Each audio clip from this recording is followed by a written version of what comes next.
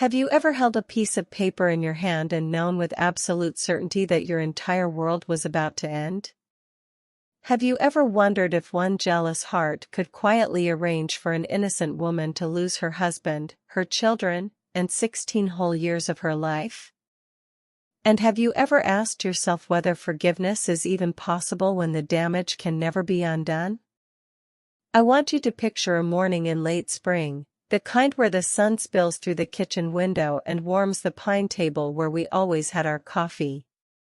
My husband Mark would be reading the newspaper out loud, making silly voices for the headlines, while our little boy Noah tried to steal strawberries from my plate and Lily danced around in her nightgown singing whatever song she learned at preschool that week.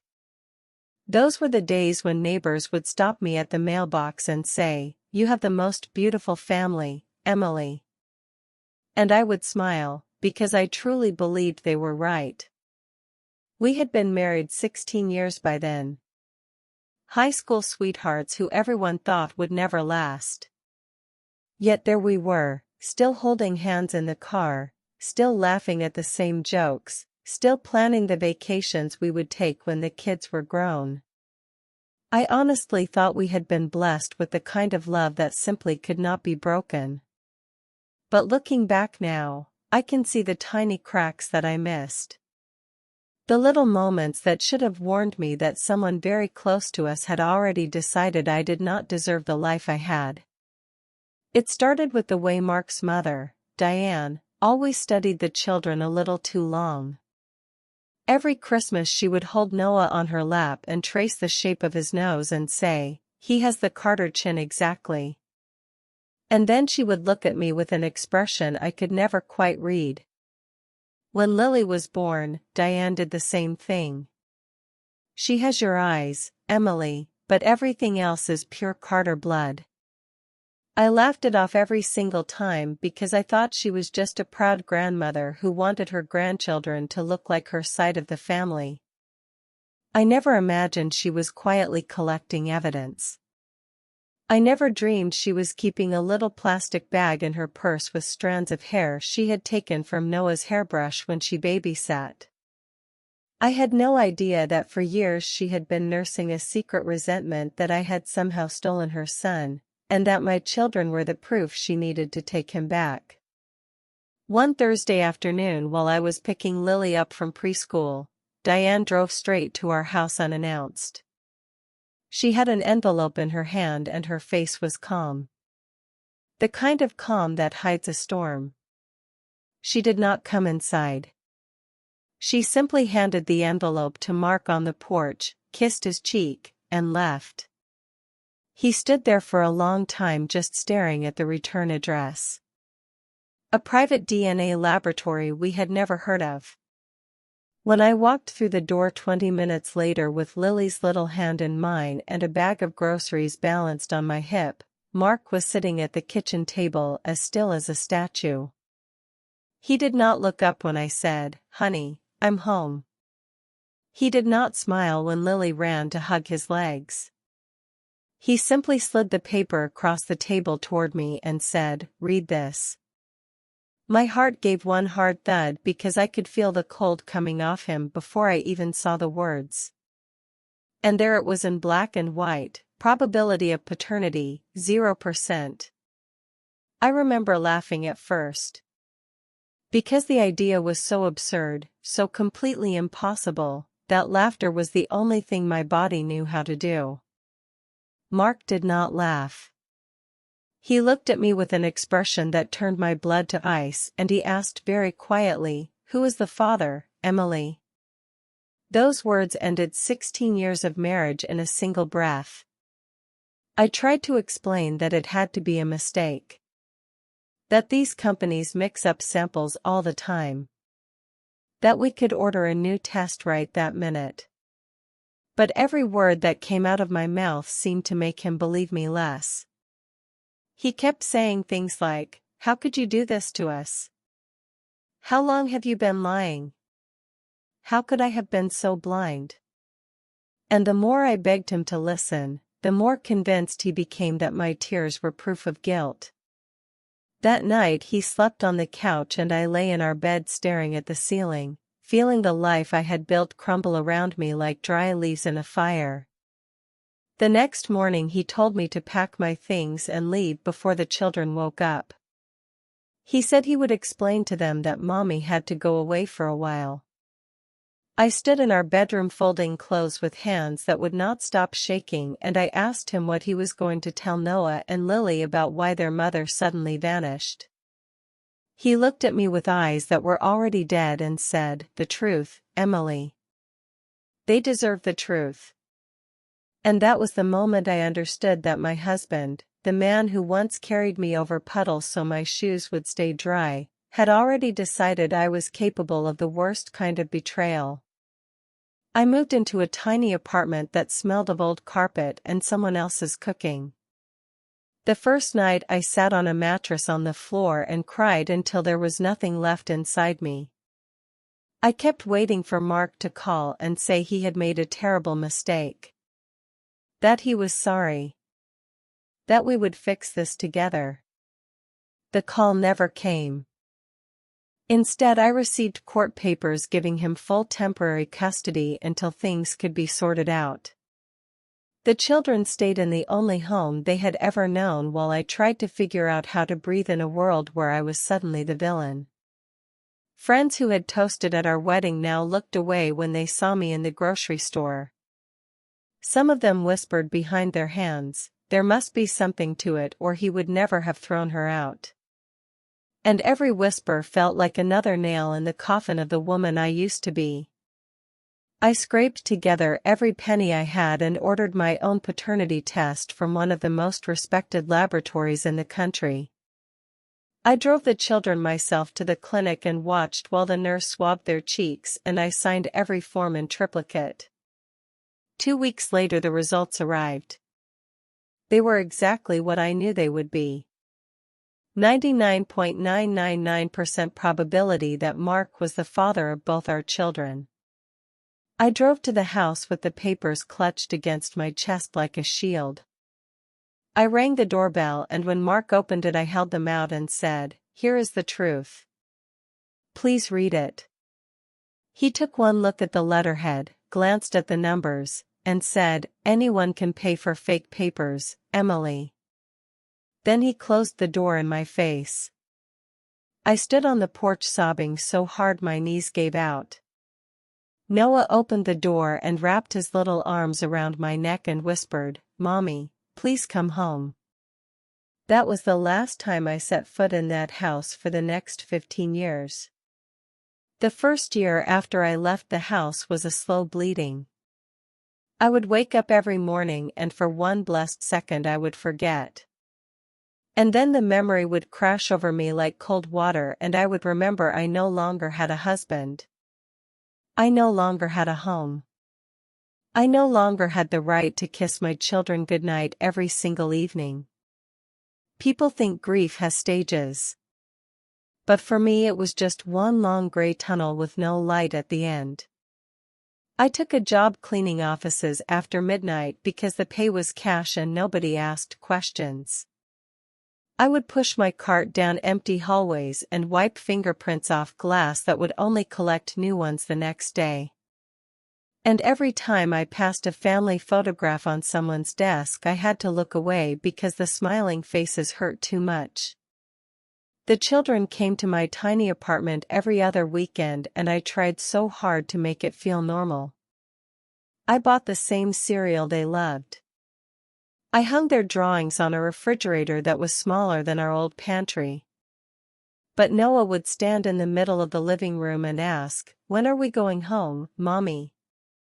And I never had an answer that didn't make me want to curl up and disappear.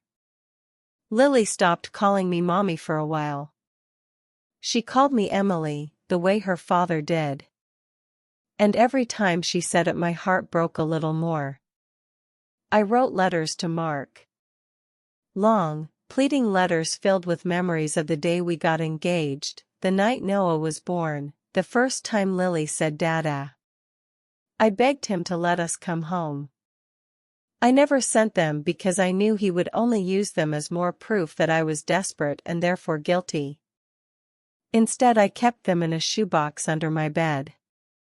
On the worst nights, I would take them out and read them by flashlight so the neighbors wouldn't see me crying. Christmas came 8 months after I left. I stood outside the house in the snow holding gifts I had wrapped with shaking hands. Mark opened the door just enough to see me and said, "The kids are with their grandmother tonight." I could hear laughter inside and smell the pine tree we used to decorate together. I realized Diane had already taken my place at the table where I once belonged. I left the presents on the porch and walked away before anyone saw the tears freezing on my cheeks.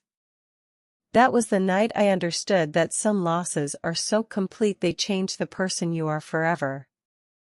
I started saving every penny for a lawyer. I sold my wedding rings. The ones Mark had picked out with such pride when we were 21. The pawn shop owner looked sorry for me and gave me $50 more than he needed to. I used the money to file for joint custody. But Mark hired a high-priced lawyer who argued that my private test wasn't court-ordered and therefore inadmissible. The judge ordered a new official test, but Mark stalled the paperwork and I ran out of money before I could force him to comply. The judge ruled that until I could pay for the court-ordered process, the children would stay in the stable home with their father. I walked out of that courtroom feeling like I had been buried alive. And still I kept going because giving up would mean letting Diane win. And I was not going to hand her my children on a silver platter. Year 2 turned into year 3. The children grew taller and I grew thinner. Noah started asking questions. He was old enough to notice that other mothers lived with their kids. He would sit on my lap in that cramped apartment and whisper, "Did you really do something bad, Mommy?" And I would hold him so tight and tell him, "No, baby. I loved your daddy with my whole heart and I never ever stopped." But children believe what they see. And what he saw was his father's cold face every time my name was mentioned.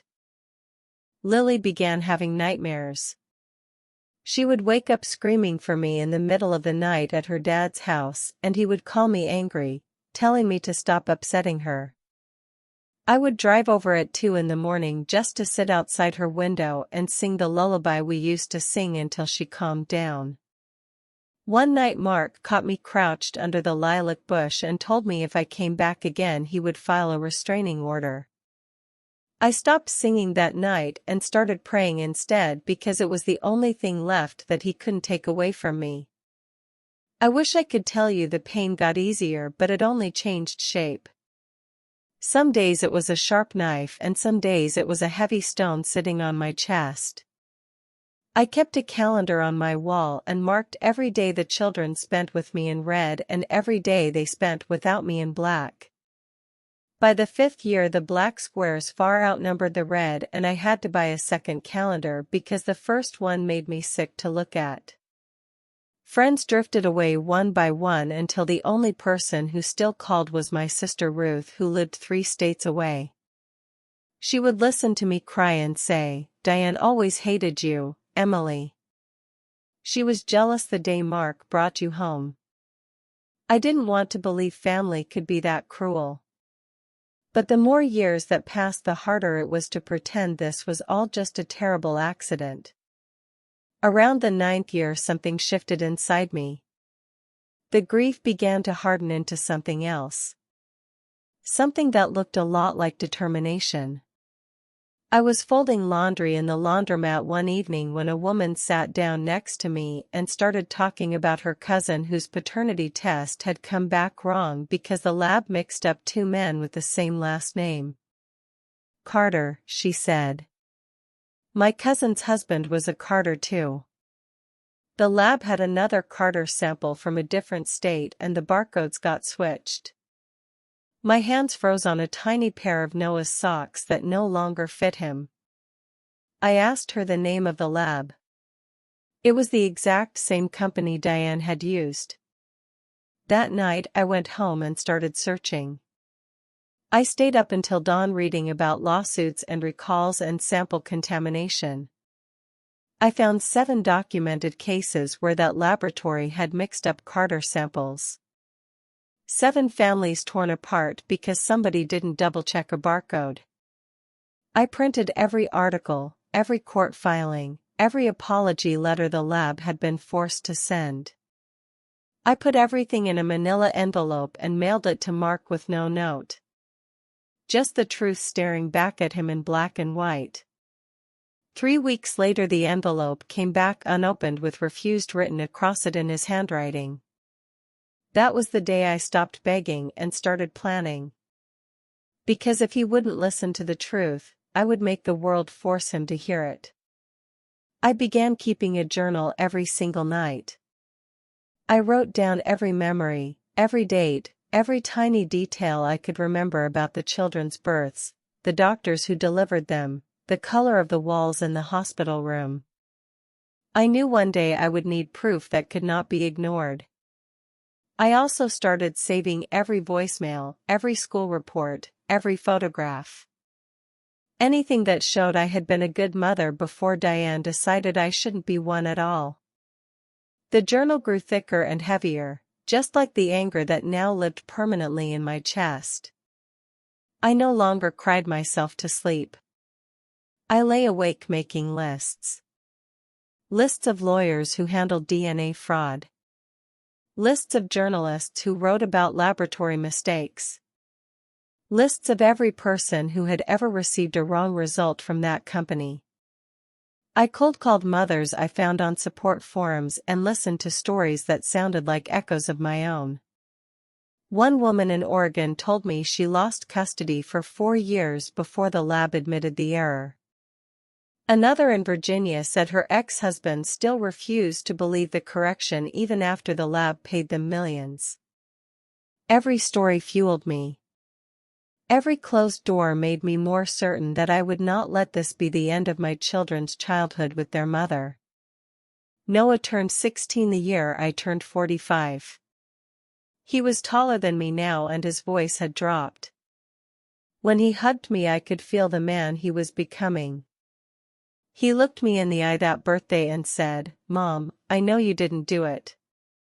I don't care what that paper said. I know you."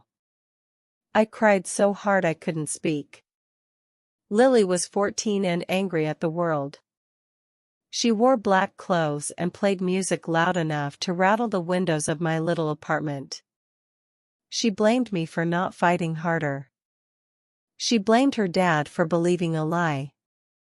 And she blamed herself for not remembering me in the house when she was little. I let her scream. I let her throw things. I let her hate me if that was what she needed. Because at least when she was angry she was feeling something. And feeling something meant there was still hope. Then came the night that changed everything forever. My phone rang at 3:17 in the morning. I knew before I even looked at the screen that someone had died or was dying. It was Sarah, Mark's second wife. A woman I had never met but whose name I had cursed 1,000 times. Her voice was shaking when she said, "Mark is in the hospital. His kidneys are failing.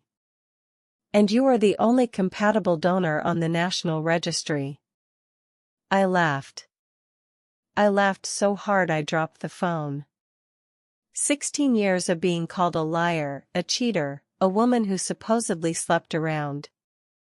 And now my body was the only thing that could save the man who threw me away. I told Sarah I would think about it and I hung up and threw up in the kitchen sink. I sat on the linoleum floor until dawn trying to decide if I still had enough love left to give him a piece of myself, or if hate had finally won. In the end I agreed to be tested. Not for Mark. But because I wanted to walk into that hospital and watch him look me in the eye when the truth finally came out. The transplant coordinator called me in 3 days later. She was nervous. Her hands kept smoothing the same piece of paper over and over. She turned her computer screen toward me and said, "Mrs. Carter, we pulled all your old records for tissue matching and something doesn't add up." She showed me the original 2009 file. Two samples side by side. One labeled Mark Carter, born April 3, 1972. The other labeled Mark Carter, born November 19, 1971. Different men. Different birthdates. Different states. The barcodes were only 2 digits apart.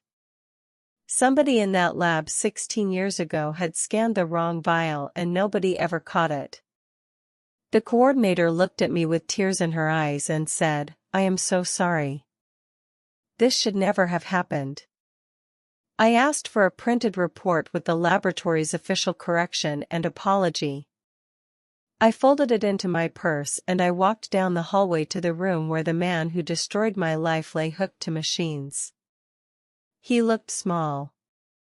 The strong man who once carried both children on his shoulders now looked like a stranger drowning in a hospital gown. Sarah stood up when I entered, ready to protect him from me. I didn't say a word. I simply laid the corrected report on his blanket and waited.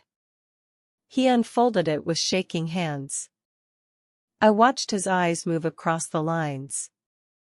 I watched his face go white. I watched 16 years of certainty crumble in front of me. When he finally looked up, the heart monitor was racing and tears were pouring down his cheeks. "Emily," he whispered. His voice broke on my name like it was made of glass. I stood there silent. I let him feel every second of what he had put me through. He tried to sit up, tubes pulling at his arms, and he kept saying, "I'm sorry, I'm sorry, I'm sorry," over and over until the words lost all meaning. Sarah read the report over his shoulder and started crying too. She looked at me and said, "I believed him. I helped raise those children thinking you had hurt him. I am so sorry." I didn't answer her. I was only looking at Mark. I said, "You let your mother steal my family. You let her poison you against me. And you never once asked for a second test. You threw me out like trash and you never looked back." His sobs were the ugliest sound I have ever heard. He reached for my hand and I let him hold it because I wanted him to feel how cold I had become. Noah and Lily arrived 20 minutes later. I had called them on the way to the hospital. They walked in expecting to say goodbye to their father and instead I handed them the truth. Noah read it first. His face went hard and he looked at Mark and said, "You ruined my mother's life for 16 years because your mother sent you a fake test and you were too proud to question it." Lily screamed. She screamed and screamed until the nurses came running. She fell into my arms sobbing, "Mommy, I knew. I always knew." And in that moment, with both my grown children holding me while their father wept in a hospital bed, I felt something shift inside my chest. It wasn't forgiveness. It was power. The power that comes when the lie finally dies and the truth stands up and speaks. Mark lived. Someone else donated the kidney. He and Sarah divorced quietly 6 months later. He tried to give me the house, the savings, everything we had built together. I told him I didn't want a single brick that Diane had ever walked across. He paid for both children to finish college and graduate school. No loans. No questions. Every Thanksgiving he comes to my door with a store-bought pie and waits on the porch until I decide whether he is allowed inside. Some years I open the door. Some years I don't. Diane passed away 2 years ago. At her funeral, Mark stood up in front of the entire congregation and told them exactly what she had done. How she stole hair samples. How she paid for a secret test. How she handed it to him and walked away knowing it would destroy me. People gasped. Some got up and left. He didn't care. He looked straight at her casket and said, "Mother, you took 16 years from the only woman I ever loved, and I hope you are ashamed."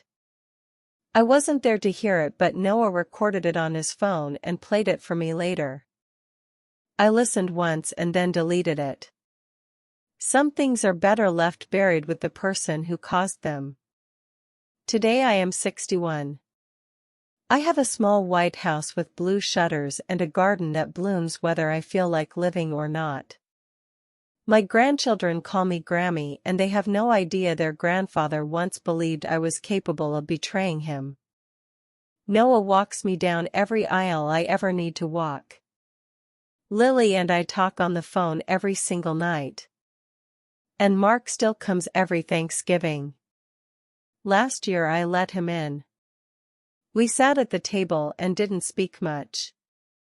But he looked at the photographs of his grandchildren on my walls and cried quiet tears into his coffee. When he left he said, "Thank you, Emily, for letting me sit at your table." I said, "Don't thank me, Mark. Just remember what blind trust can cost." Some nights I still wake up reaching for the warmth that used to be beside me. Some mornings I still check the mailbox out of habit, waiting for an apology that can never be big enough. But most days I wake up grateful.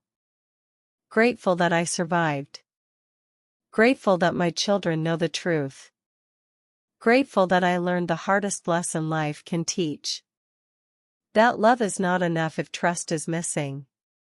And that sometimes the people who hurt you the most are the ones who were supposed to protect you. So if you ever find yourself holding a piece of paper that says your whole life has been a lie, if you ever look into the eyes of someone you love and see accusation instead of recognition, remember my story. Remember that truth has a way of rising no matter how long it is buried. And remember that a mother's love and a woman's strength can outlast even the cruelest betrayal. Because I lost 16 years. But I did not lose myself. And in the end that was the only thing no one could ever take from me. This is the complete story. The one I never thought I would live to tell. And now that I have told it, I can finally close the book. Not with forgiveness, but with peace. Because the truth spoke. And for the first time in 16 years, someone finally listened. If this story made you believe that the truth always comes out eventually, please hit that like button. It helps share this message with others who might be fighting their own battles in the dark right now. And if you've ever had to fight to prove your innocence, let me know in the comments. I read every single one. Please subscribe and turn on notifications, because next week I have a story about a grandmother who left her entire estate to a stranger, and the secret family history that was revealed at the reading of the will. You won't want to miss it. Take care of yourselves, and remember, the truth is the only thing worth fighting for.